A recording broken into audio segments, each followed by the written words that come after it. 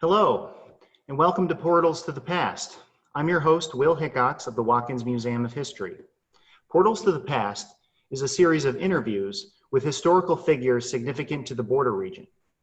This series is a partnership between Humanities Kansas, Freedom's Frontier and National Heritage Area, and the Watkins Museum of History. We have an exciting program lined up for today. It will be our great privilege to speak with famed aviation pioneer Amelia Earhart, she's also a Kansan, in the year 1937. We'll start off with an introduction by Ms. Earhart, followed by some questions. We encourage you, the audience members, to get involved by posting questions for our guest in the Q&A feature. Please use only the Q&A feature and not the chat feature. We may not have time to address all your questions, but we'll do our best. Hello, Ms. Earhart. Hello, Mr. Hickox. Could you start off by telling us a little about yourself? Absolutely. I'm happy to be here. I shouldn't be here. I should be up there. We're leaving today. We're going to make our second attempt to fly around the world at the equator. Me and Mr. Noonan are leaving later today, but I'm very excited to take the time to speak with all of you before I go. There are two reasons that I have fallen in love with this beautiful industry. One is just for the fun of it. And then the other is that I think that women are especially adept at jobs in science, technology, and engineering. We have worked for millennia creating utility and turning it into beauty. That is a woman's work. And so we are specifically wonderfully set to work in the sciences. So I hope that by doing my work, I can inspire many other women and all people to get more involved in these wonderful industries. So we're leaving today. We originally, a few months ago, decided to head west, and that wasn't successful. So we're gonna try again, because the best way to do something is to just do it. So we are going to then go now east around the globe. We're very excited. But all that being said, I want to give you a little information about what got me here. I know that if you're interested in this, you probably know some of my different accomplishments, so I won't bore you with those facts and details. I'll talk to you about my life in Kansas and my childhood and how I became inspired as a little girl to always be interested in soaring beyond the clouds. So I was born in Atchison, Kansas. I hear that most of you are from Kansas and Missouri. Very excited to see you. We lived, when I was younger, with my grandparents, my best friend, my sister Muriel, who's a couple years younger than me, and I had a wonderfully ordinary childhood. We played outside. We were definitely tomboys, as we would say. It's a shame that we had to grow up in a time where we were still expected to behave like good little girls, because we definitely weren't. There was one day when we went to a state fair, we saw a roller coaster and came home immediately and began to convince our uncle to build a makeshift roller coaster ramp. And I got into a box and I slid all the way down. I swear that was the first time I knew I wanted to fly. I crashed, of course, but it was fantastic. I was just fine. My father was a railroad man. He was a lawyer for the railroad. So that also inspired a lot of our curiosity. We didn't stay anywhere for too long. We lived with my grandparents when we were younger. Then we lived in Des Moines, Iowa, Kansas City.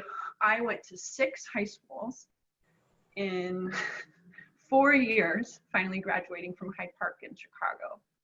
So it always gave us each other and a curiosity for travel, which I really appreciate.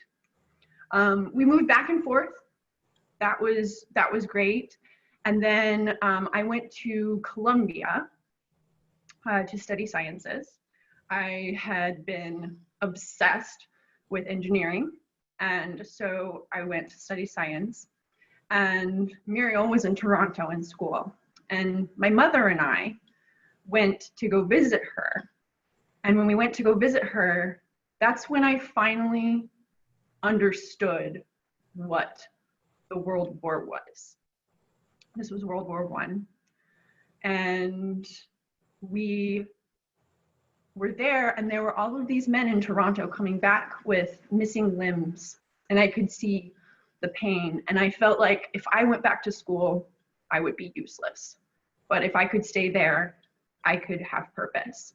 So I left Columbia and I became a nurse's aide in Toronto. And I stayed there for a while, and that was wonderful. We went to an air show, my friends and I, one time, and they were showing off how all the planes were flying. And there was one young pilot who thought that he would scare us by flying really close down. And I swear that little red plane whispered something to me. I knew that I needed to fly. The first time I got to fly was in California. My family ended up in California, and I went to stay with my family there once the war was over. And my first flight was with Frank Hawks, who was a famed pilot. And the moment I was 100 feet off the ground, I knew it was where I belonged. So I saved up money, working a bunch of different jobs. I drove a truck with construction supplies. My mother wasn't super happy about that. But I ended up saving up, it was $1,000 to buy my little plane. It was Kinner Arister. I painted her yellow, my canary. And so I started taking lessons with Netta Snook. She was the first woman instructor to graduate from the Curtis School of Aviation. She was amazing. And so I worked to fly, and I flew, and I worked. Some of the family helped me out every once in a while, but it was a lot of different odd jobs, wonderful things. And then I ended up my father was sick, so we ended up having to sell my plane. And I ended up moving back to the East Coast, to Boston. My sister was teaching at Harvard, and I thought I might try that out. I ended up at a social house where children and families, immigrant families, would come to learn about American culture, and we would educate them on how to speak English and different science classes and activities for the children projects. I really do love teaching. I don't think I will ever be a mother of my own, but I do love caring for children. So that was a wonderful experience, and I was busy. And then I sort of didn't get to fly as much. It was always a hobby. It was my activity. But so I took a break from that. I stayed involved in different publications and different aeronautical societies. When one day, I remember I was shuffling the children to their classes. They were always like, Mrs. Earhart, please, please, please, I want to go to music today instead of math. And I would always have to finagle them and talk to them about the fact that they needed to go to the classes they signed up for.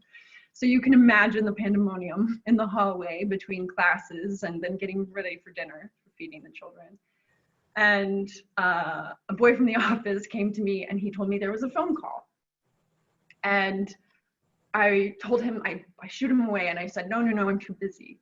But he finally convinced me that I needed to come to the office, that it was very important. And it was a gentleman asking me if I wanted to be the first woman to fly across the Atlantic.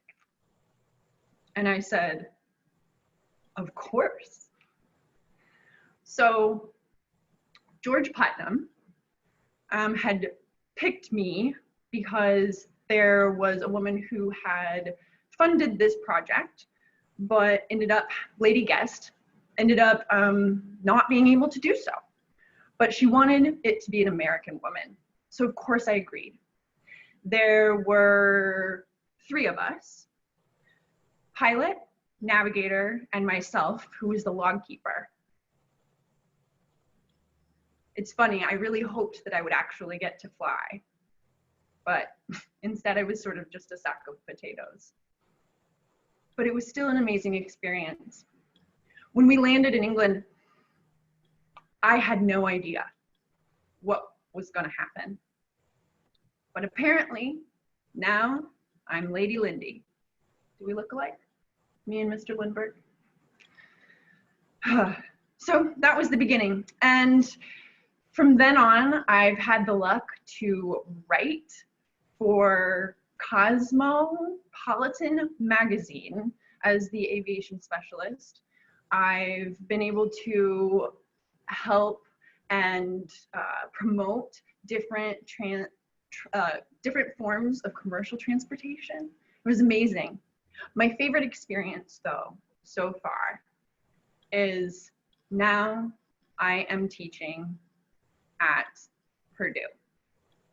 And it is a wonderful experience. As someone who's been to school twice and never finished, I appreciate the fact that they see my expertise. I get to live in the dorms with the young women, so I get to spend meals with them. Apparently, I've been getting them in a little bit of trouble. I like to put my elbows on the table and talk after dinner. Those are the best conversations. But apparently it's not very ladylike.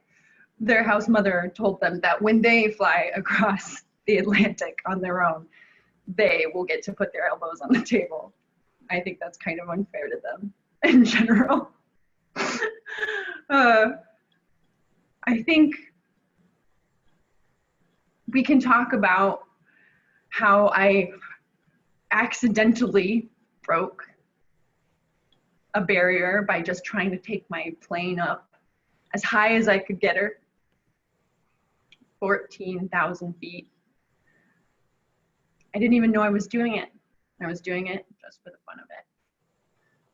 But now I'm going to do something new, something wonderful. We're going to fly around the world at the equator. And I cannot wait to get back. And I hope that that inspires you to do something that you love, be it science, be it art. Best way to do it is to just do it. So I have to get going, Mr. Hickox. Let's ask some questions. Yes, I don't want to detain you for too long because you have a mission ahead, but we do have quite a bit of interest from the audience. We're already starting to see questions, and I have some more questions as well. And I want to thank you for that wonderful and eloquent introduction to your life.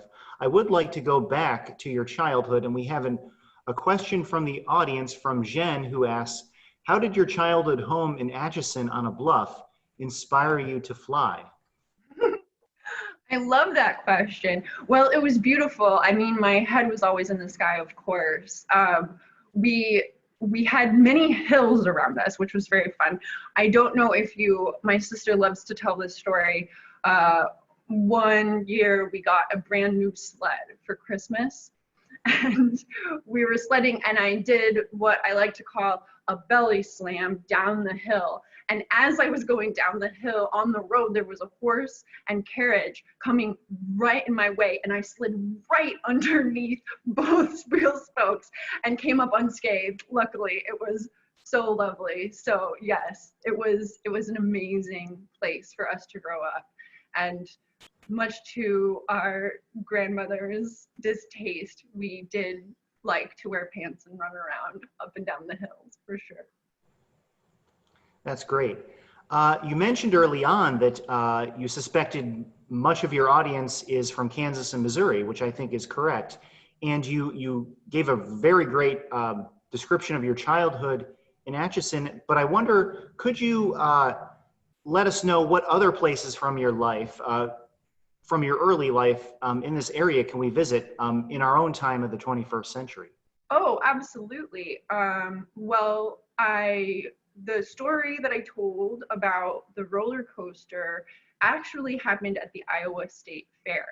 So I would recommend going to the Iowa State Fair. I also think that though it was a shorter time in Kansas City, we would stay there on holidays with my parents. There are many different interesting places in Kansas City you can go. They have a World War I museum, which you can find out sort of what my work was like as a World War I nurse's aide.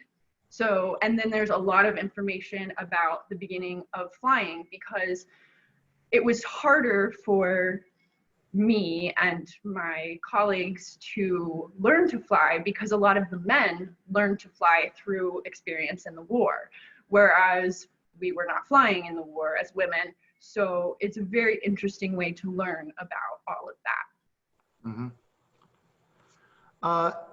How has being female affected your life and career? Do you think you would have had other opportunities had you been male?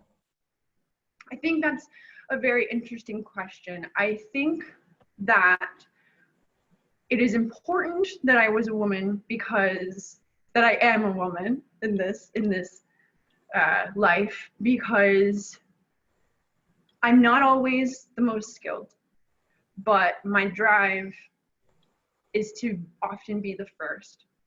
And I think that as a woman, I get to be the first in a lot of aspects. I think that, of course,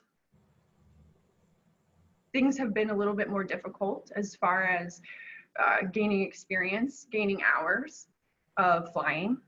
And I think that often people have thought that I was a little too outgoing. I definitely have had some feedback at Purdue from some of the male students who don't like my effect on the female students, because I am adamant that I sometimes don't think that my students should get married right away. Often their fiancés are older than them, and as soon as their fiancés graduate, they want to get married. No, I want them to finish their degree before they get married. I think it's important.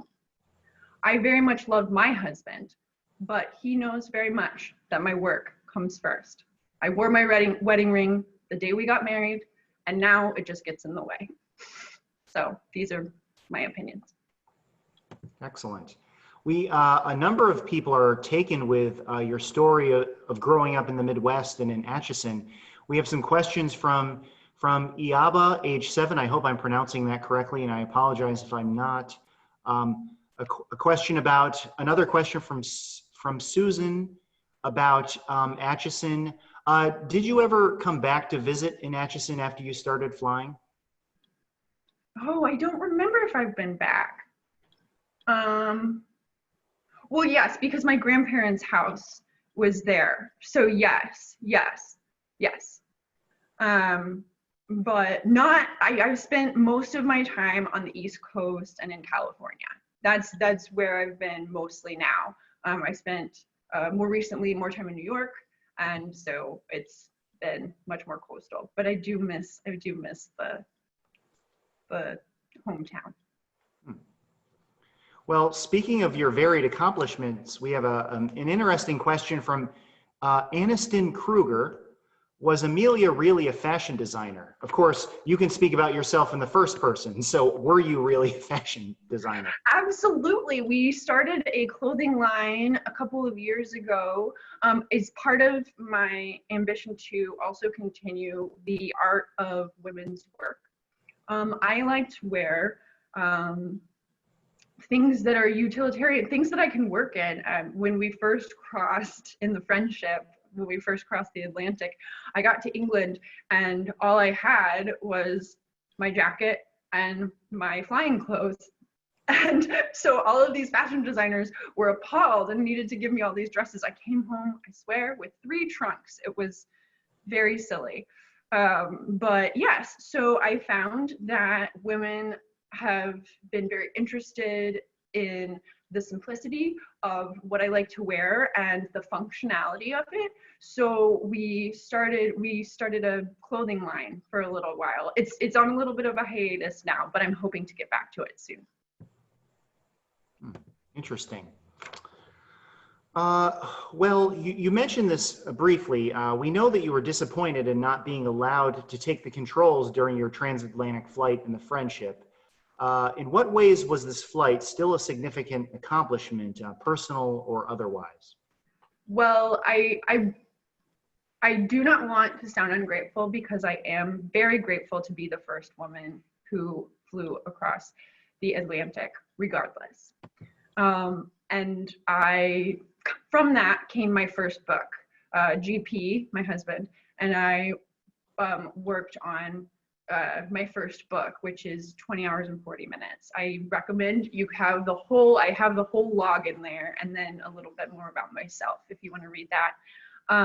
So that was a great experience. And it was also just wonderful to go through some of the different struggles. We got stuck a couple of times at the beginning, and ended up going further north than we had planned originally.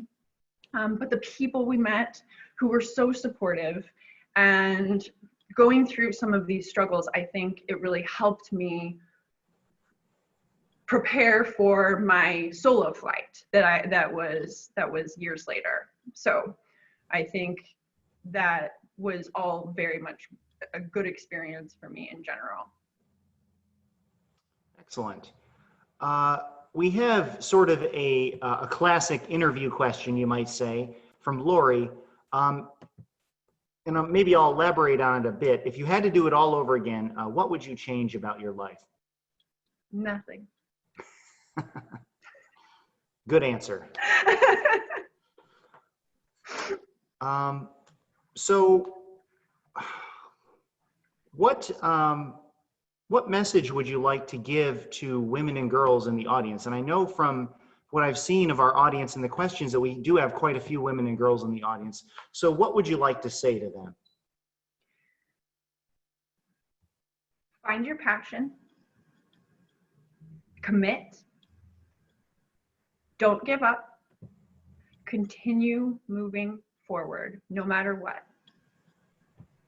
Work hard and know that you can. That's wonderful. And we have a more specific question along those lines from Catherine. So I hate to have you repeat yourself, but if you could give a little bit more specific answer, to this question, what advice would you give to women who want to fly or transcend new barriers today? Oh, wonderful question. Study. Study and practice. If you find research, that's one of my biggest things as well, is I very much promote with my students that they do as much research as possible, and then also just go and do. Always just try, and if you fail, go back and do it again, because that is something that you should be committed to and care about if you truly, truly love it. You are intelligent and wonderful, and you can do anything. Excellent. A number of people are interested to hear more about your upcoming flight around the world, and they want to get into the mechanics of it, but maybe I'll just ask, how did you and your co-pilot go about planning this expedition, and why are you going along the equator, and why are you going in the direction that you are? Well, so we're going along the equator because it's the whitest part of the Earth, so we want to make that feat, and we will be the first to do it. And our Lockheed Electra is the plane that very wonderfully, with some support from Purdue with fundraising, we've been able to get this new plane, and it has an incredibly wonderful new technology as far as the radio is concerned. It's like a laboratory inside. It's wonderful. But unfortunately, when we went east to west, originally, we ended up hitting the one of the wings and having some issues. So for the last month or so, we've had to have repairs on that, and we've had to save up a little bit of money to repair that. So now we're with the wind speeds, we're going to try and switch the direction, and we think it'll be more successful. We're going to go California to Miami to the African coast, and then we're going to continue going once we get through Asia, and then back around to California again. So that's the plan. And it's just Mr. Noonan and I and me, because we had 2 other navigators as well who were going to assist, but unfortunately because of the time change this last month with the accident last month, they're no longer available. But Mr. Noonan and I are confident that we can do it. I'm sure you can. So you are, it's no secret to our audience that you are certainly a celebrity, Ms. Earhart. And I wonder, what is it like to be so famous and to be known as a pioneering female aviator? Are there aspects of fame that you don't like, or is it all just a blast, you know, like a terrific experience? It's a tiring pleasure. Sometimes I don't get as much time to fly as I would like, because I am busy speaking and helping. But yes, in general, it's always a pleasure. I love being an inspiration.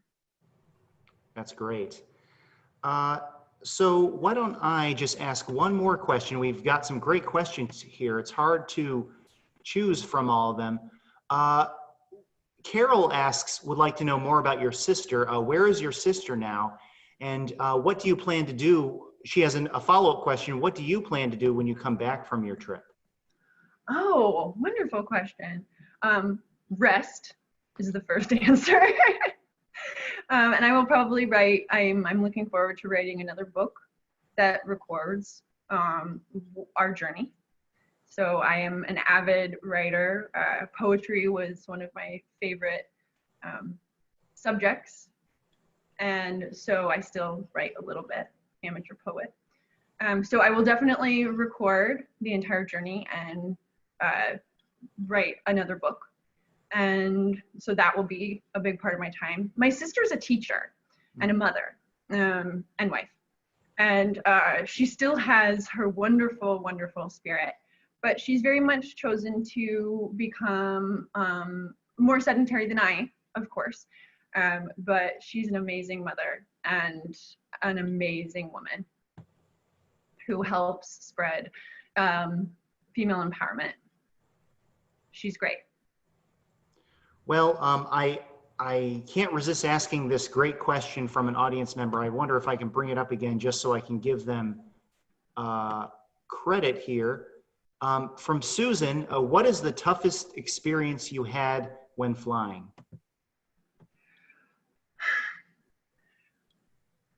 Well, when I was going across the Atlantic by myself the second time, there about 2 hours, clear skies, beautiful. I could see the moon and the stars. But within 2 hours, the weather started to get bad and it started to affect my engine. And so it's very tiring to be that aware the whole time and a little bit nervous. It wreaks havoc on your muscles because you're so tense. So the middle and second part of that trip, I had to land in a field because I got diverted from my original course, which that was much of a surprise to the the wonderful farmer. He asked me where I'd come from. And I told him that I came from America, and it took him a while to believe me. But yes, so it's more just the time, being alert, and then sometimes the weather, you can't plan for that. Well, you're certainly a brave pioneer in your field and very admirable. And I just want to thank you, Ms. Earhart, for taking the time from your busy life to speak with us and our audience here today. And good luck on your upcoming flight. My pleasure. My pleasure. I'll see you when I get back. Yes. All right. So now we're going to transition to part 3 of our program, in which we'll re-enter the 21st century, and we'll meet the woman who has brought Amelia Earhart to life for us today. Amanda Hamilton Burkhart is lead educator here at the Watkins Museum, and she is also the educational liaison for Freedom's Frontier National Heritage Area. So in a sense, like Amelia Earhart, who she's honoring here today, she also leads a very busy, and you might say a pioneering life in her own way. So Amanda, I wonder if you could tell us about your own background and what you do at the Watkins Museum and at Freedom's Frontier. Absolutely. Well, first of all, thank you so much for giving me this opportunity, because this has been really fun.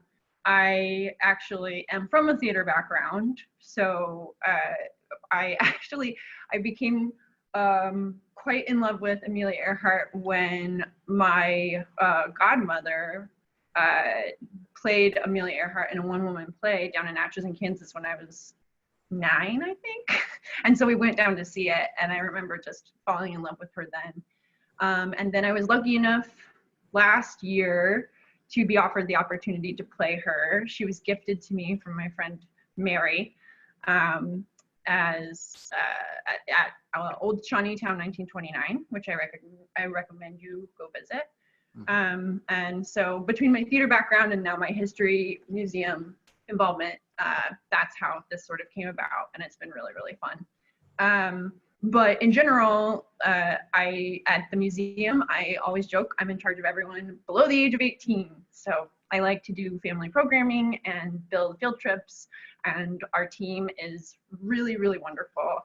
And we all work together really hard to create as many educational experiences as possible for as many people as possible. We do a lot of homeschool, and now everybody's homeschool. So we've been doing a lot of that, which is really great. And then, yeah, it's just a wonderful, wonderful job where I get to interact with a lot of young learners and young historians, and it's really fun. And what about Freedom's Frontier? What's your career like with that organization? Absolutely. Freedom's Frontier is great because I feel my position is called Education Liaison. And what that means really is I try and learn as much as I can about all of our 185 sites. And if you want to learn more about Amelia, you can go to her childhood home in Atchison. There's also the Atchison Historical Society. There's the Kansas Historical Society, and then World War I Museum. And those are just a handful of places that you can go to learn more about Amelia. But with them, what I do is I work to assist any of the education teams at those sites with ideas or support or partnerships with other sites to create as intensive of an educational experience for their institution as possible. And so just connecting them and helping them as best I can. Great. We actually have an audience question, which I think is a good one. This is from Jen again. Did your godmother perform Amelia at the Coterie? I hope I'm pronouncing that correctly. Yes, And yes. remind me of her name. She says that she saw that production some time ago. Yes, Lisa Cordes. Great. Lisa Cordes, yeah. That's wonderful. Yeah, absolutely, that's wonderful. Why did you decide to portray Amelia Earhart, and what about her do you find interesting or inspiring? I love the fact that, so you'll notice that I didn't talk a lot about her accomplishments, because the truth is you can just look up a timeline. You know, those things, it's like in 1928, she flew across the Atlantic. In 19, you know, and you can look all that stuff up. What I love about her the most is how she was, and especially in these times, she was an active, I don't even know if she would call herself a feminist though, honestly, but she was an active soldier for equality. She was very, very determined to create an environment of education and learning, and even in her own journey, she ended up never finishing school, but she went to multiple colleges, and she was very adamant, especially when she was instructing at Purdue. She was very adamant about having the students really do what they were passionate about. I mean, she took engineering, medicine, poetry, literature, like she took a bunch of different languages, she took a bunch of different classes, and she thought you really should build your own journey. And I really appreciate that. And I've gone to a couple of different schools. I've kind of gone through a non-traditional path. I've had a couple of careers, and all involving teaching. But yeah, and I just really appreciated that her love of adventure was what the guiding line. It wasn't aviation. It was, she wanted to see what things would do. You know, what would happen if I push this? What would happen if I do this? Let's try it. Let's do it. Let's see it. Let's build it. And I just really appreciate that personality trait of hers. That's great. And actually, that leads into my last question here, and feel free to spend some time on this, because we do have some time left yet, and I'm sure the audience would enjoy hearing more about your process of creating your portrayal of Amelia Earhart. So my question is, how did you research her life? And maybe this is a chance as well to point people who are interested towards some other sources for reading it. Great, thank you so much.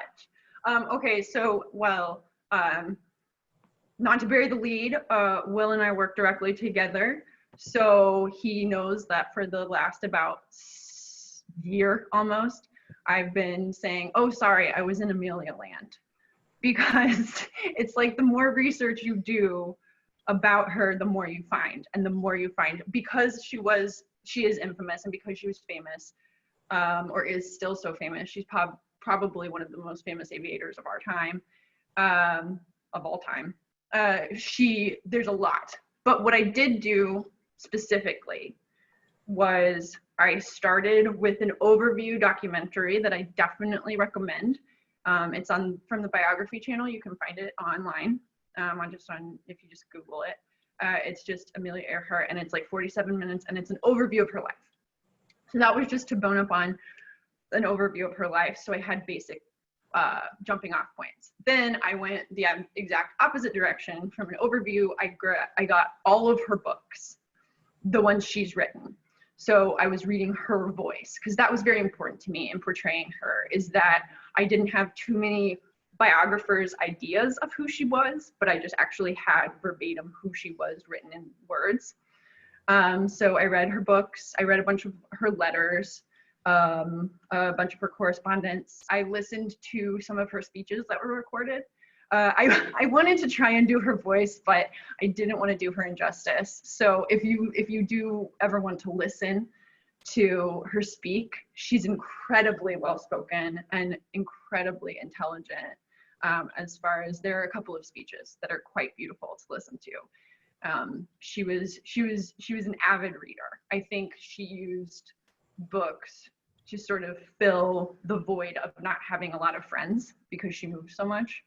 But that being said, there was no lack of charm. She apparently charmed every single person she met. They loved her. She drank buttermilk avidly, so apparently at Purdue, the consumption of buttermilk went up like 100% when she moved in, because all of the girls were trying to mimic her personality, which I just thought was beautiful. But yeah, so I always try and go primary source. So I wanted to see what she had to say. And I recommend reading the books, will be both listed. I recommend reading her writing, because she's brilliant.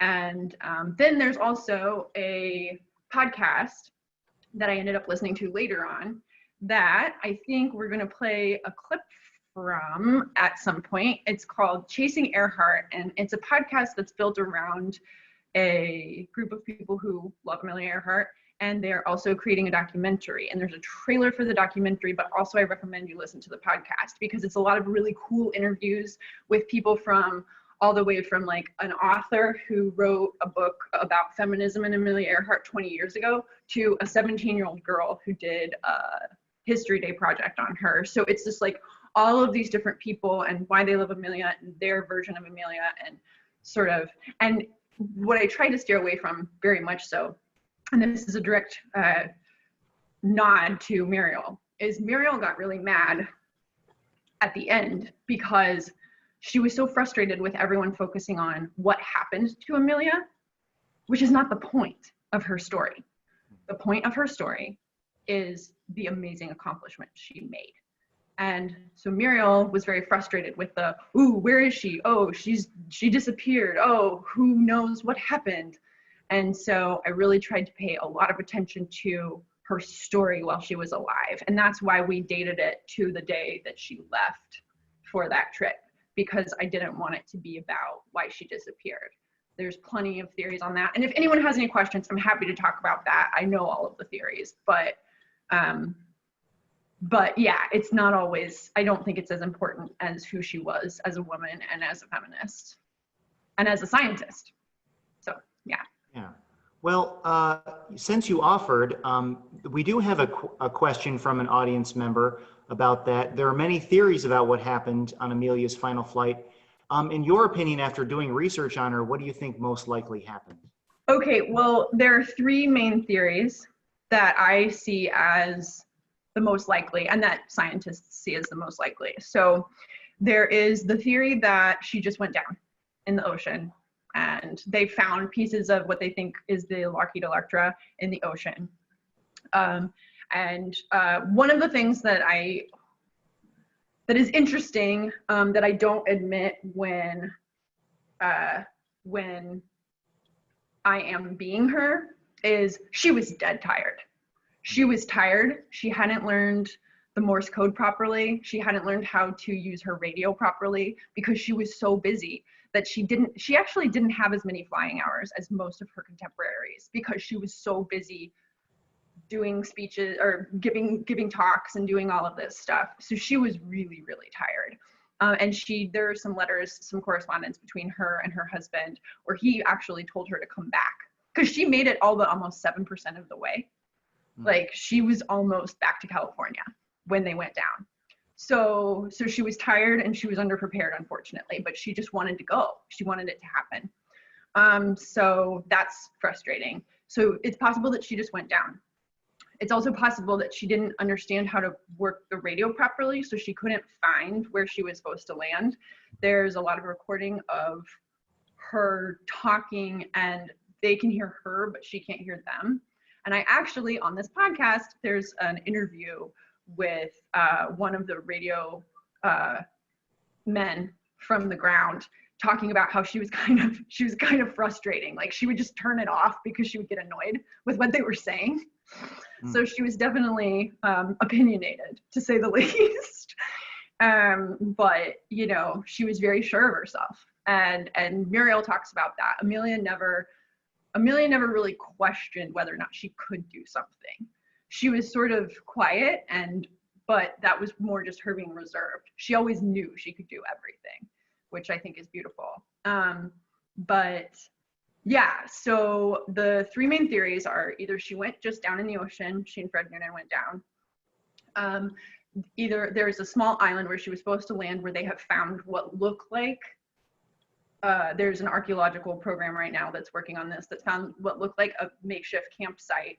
They think that and this is also on that podcast, they tried to anchor the boat at this island, but then the tide came in and the airplane ended up floating out. So they had no way to like get back. And so they just ended up stranded on this island. And then there is the third theory, which people think that she became a prisoner of war. And there was this whole sort of, I don't really believe this theory, but there's this whole idea that either they had scheduled for her to do some sort of like spy work for FDR because she was friends with Franklin Roosevelt and Eleanor. Eleanor and she were really close, actually. She wanted to teach Eleanor how to fly, but Franklin wouldn't let her.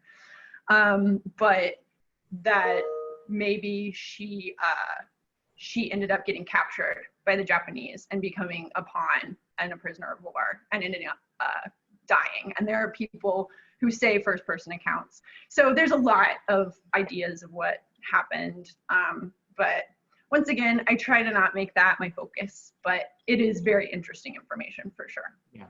But as you indicated, the disappearance is almost, the least interesting thing of her amazing career. That's how I feel. But I mean, it's, of course, everyone loves a mystery, and it romanticizes her in a way that who knows if she would still be as famous today if she hadn't disappeared, maybe she would just be an 80-year-old woman who flew once, I don't know, but yeah. Well, as you've indicated, Amanda, she definitely is worthy of being famous and worth remembering for all of her varied accomplishments. And we're, of course, here in Kansas, we're honored to claim her as one of our own. So that's very exciting. So thank you very much, Amanda Hamilton Burkhart, my colleague and portrayer of Amelia Earhart today. And thank you to everyone for joining us today for this program. We ask that you follow the Watkins Museum and Freedom's Frontier on social media to learn about new Portals to the Past events happening each month. So thanks again, and goodbye for now.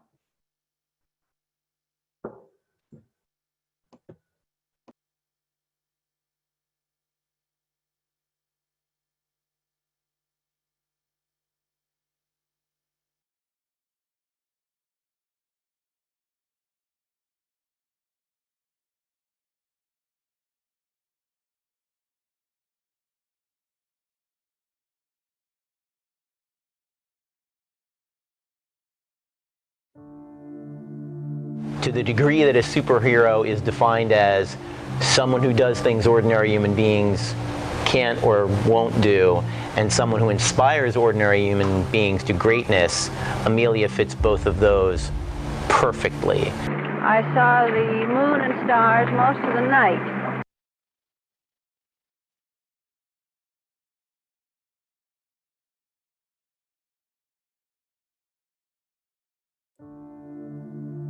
To the degree that a superhero is defined as someone who does things ordinary human beings can't or won't do, and someone who inspires ordinary human beings to greatness, Amelia fits both of those perfectly. I saw the moon and stars most of the night. Of course, in both flights, I was very glad to see land. She really is part of the American lore. You can go around the world, and even for people who don't speak English, and if you say Amelia Earhart, they know who you're talking about. She faced a lot of things that we don't face, and the reason we don't face them today is because she did it for us. I can't help feeling my flight meant little to aviation, but if it means something to women, then I feel it justified. The most effective way to do it is to do it, right? Not everybody puts their life on the line to accomplish a dream, and Amelia did. The whole of America is proud of you and your performance. Soaring into the Oakland airport, she brings to a triumphant finish her 2,400-mile hop from Hawaii after 18 hours in the air. You're either inspired by Amelia's life, or you're inspired by the mystery of Amelia's disappearance. Nobody will acknowledge the evidence I do have, and they won't let me look for more, and that is a cover-up. The disappearance of Amelia Earhart, one of America's biggest mysteries, may finally be solved. Amelia Earhart, on a globe-girdling flight with navigator Fred Noonan, took off for a hop over trackless ocean wastes and was never heard from again.